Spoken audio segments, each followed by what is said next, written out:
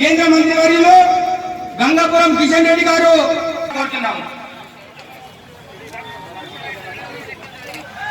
జై జవాన్, జై జవాన్.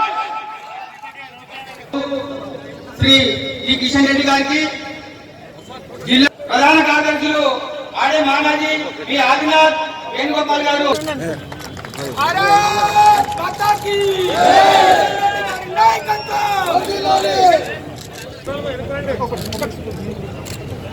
अरे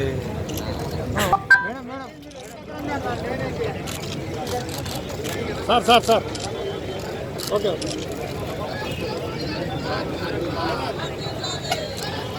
सर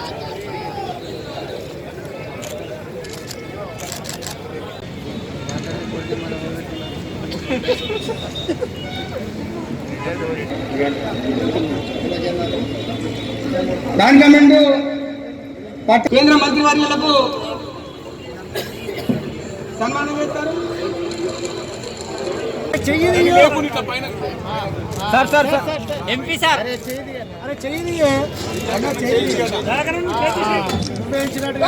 దేశంలో ఒక్కరికి మాత్రం అధికారం లేదు. ఎవరు వాళ్ళు? రైతు. రైతు పండించేటువంటి పంట ధర రైతు నిర్ణయించాలి. రైతు పండించేటువంటి ధర ఉత్పత్తులు దానికి ధర పలికే చోట్ల అమ్మే అధికారం లేదు. ఇక్కడ నుంచి మహారాష్ట్ర పోతే నిత్యావసర వస్తువులు ధరలు పెరుగుతాయి. ఇక్కడ నుంచి తమిళనాడు పోతే బ్లాక్ మార్కెటింగ్ పెరుగుతుందని ఈరోజు అనేక రోజులుగా వ్యవసాయ ఉత్పత్తుల మీద రవాణా ఆంక్షలు పెట్టారు. ఈరోజు నరేంద్ర మోడీ గారు చెప్తారు ఎందుకు ఈ వివక్షత? 60% జనాభా ఉన్నటువంటి వ్యవసాయ రంగం మీద ఎందుకు నిర్బంధాలు, ఎందుకు ఈ సంఖ్యలు? కాబట్టి వ్యవసాయ రంగాన్ని, వ్యవసాయదారులను, రైతులకు ఈ సంఖ్యల నుంచి విముక్తి కలిగించాలి. వ్యవసాయ రంగం కూడా ఈరోజు పోటీతత్వంలో ఉండాలి. నేను పండిస్తున్నటువంటి పత్తి కానీ, నేను పండించేటువంటి ధాన్యం కానీ, నేను పండించేటువంటి సోయా కానీ, నేను పండించేటువంటి ఏ వస్తువు అయినా అది ధర పలకాలి, డిమాండ్ రావాలి. డిమాండ్ రాకుండా గుడుగుడు గుంచెల్లాగా రైతులను చేతులకు సంఖ్యలు వేసి నువ్వు ఇక్కడే అమ్ము, నువ్వు ఇదే రేటుకి అమ్ము, నువ్వు బయటికి తీసుకుపోవద్దు, నువ్వే కొను, మార్కెట్ యార్డ్లో అమ్ము. ఏమవుతుంది మార్కెట్ యార్డ్లలో? రోజుల తరబడి రైతులు తెచ్చినటువంటి ఉత్పత్తుల్లో మరి మార్కెట్ యార్డు దయాదాక్షిణ్యాల మీద బతకాల్సిన పరిస్థితి వస్తుంది. ఈ పరిస్థితి మారాలి.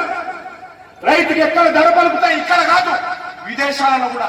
నేను ముఖ్యమంత్రి గారిని అడుగుతా ఉన్నాను, ఈరోజు ఈ కార్పొరేట్ కంపెనీలు రావద్దంటున్నాడు ఆయన. కార్పొరేట్ కంపెనీలు రావద్దంటున్నాడు. నేను ఒకటే అడుగుతా ఉన్నాను, ఈరోజు ఆయన నియోజకవర్గం ఉంది గజ్వేల్లో రైతుల దగ్గర ఐటీసీ కంపెనీ విత్తనాలు తయారు చేసే ముందే వ్యవసాయదారుల దగ్గరకు వచ్చి సీడ్స్ ఇచ్చి విత్తనాలు తయారు చేస్తారు. తయారు చేయించి వాళ్ళు కొనుక్కెళ్తారు.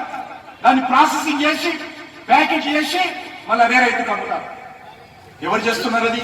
కంపెనీలు, ఐటీసీ కంపెనీ కదా, కావేరీ సీడ్స్ కదా, లేక ఇతర సీడ్స్ కంపెనీలు, మరి న్యూజివీడ్ సీడ్స్, వీళ్ళందరూ ఎవరు? వీళ్ళు కంపెనీల వాళ్ళు కదా. వీళ్ళందరూ కూడా రైతుల దగ్గర ముందే అగ్రిమెంట్ చేసుకోవడం లేదా? కేసీఆర్ కనిపించడం లేదా? ముఖ్యమంత్రి గారికి తెలియదా? మీ నియోజకవర్గంలోనే అత్యధికమైనటువంటి కంపెనీలు రైతులతో ఒప్పందాలు కుదుర్చుకుంటున్నాయి కదా. రైతులు మెరుగైనటువంటి రేటు ఈరోజు గజ్వేల్లో వస్తుంది కదా. మరి ఆదిలాబాద్ లో ఉన్నటువంటి రైతులకు ఎందుకు రాకూడదు? ఒక గజ్వేల్లో ఉన్నటువంటి రైతులకే రావాలా రేటు? ఆయన ఫామ్ హౌస్ చుట్టూ, ఆయన ఫామ్ హౌస్ పండించినటువంటి పంటలు ఎవరికి అమ్ముతున్నాడు? ఆయన మార్కెట్ అడుగు వేస్తున్నాడు కేసీఆర్ గారు. తేడా ఆయన కార్పొరేట్ కంపెనీలకు అమ్ముతారు. ఆయన చెప్పాడు ఎకరానికి ₹1,00,00,000 వస్తుంది. నేను అడుగుతా ఉన్నాను, ఇందులో ఉన్నటువంటి రైతులకు ఎకరానికి ఎవరైనా ₹1,00,00,000 వస్తా ఉందా? ఎవరైనా చెప్పండి, ఎవరికైనా. మరి మన ముఖ్యమంత్రికి ₹1,00,00,000 రావచ్చు, ఆయన పెద్ద పెద్ద కంపెనీలను అమ్ముకోవచ్చు, కానీ మనం మాత్రం అమ్ముకోవద్దట, మనకు మాత్రం ధర రావద్దట, మనం మాత్రం ఇదే రకంగా మార్కెట్ దయాదక్షిణగా బతకాలట. నాకు స్వేచ్ఛ ఉంది, నేను అవసరం అనుకుంటే కంపెనీకి అమ్ముకుంటా, అవసరం అనుకుంటే ప్రైవేట్ అమ్ముకుంటా, అవసరం అనుకుంటే నాగపూర్లు అమ్ముకుంటా. ఏ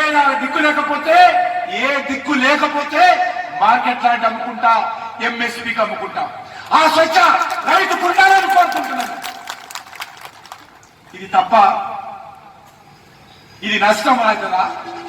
నేను రైతు బిడ్డనే, నేను ఈ రోజు కూడా వ్యవసాయం చేస్తా. కానీ ఏ రోజు కూడా నేను మా నాన్న ఇచ్చిన భూమి కాబట్టి, తప్పదు కాబట్టి, మా నాన్న వ్యవసాయదారుడు కాబట్టి, మా నాన్న మట్టి పిసికేవాడు కాబట్టి, మట్టిలో బతికేవాడు కాబట్టి ఆ వ్యవసాయం కొనసాగించాలని మాత్రమే వ్యవసాయం చేస్తున్నా తప్ప ఆ వచ్చేటువంటి బియ్యము నాకు ఉపయోగపడాలి, నా ఇంటికి మాత్రం ఉపయోగపడాలని చేస్తున్నా తప్ప ఏ రోజు కూడా వ్యవసాయం లాభం రాలేదు. మా నాన్న చనిపోయిన తర్వాత కూడా నేను వ్యవసాయం కొనసాగిస్తున్నాను, కానీ ఏ రోజు కూడా వ్యవసాయం రాలేదు. మా పిల్లలు అంటారు, చిన్న పిల్లలు,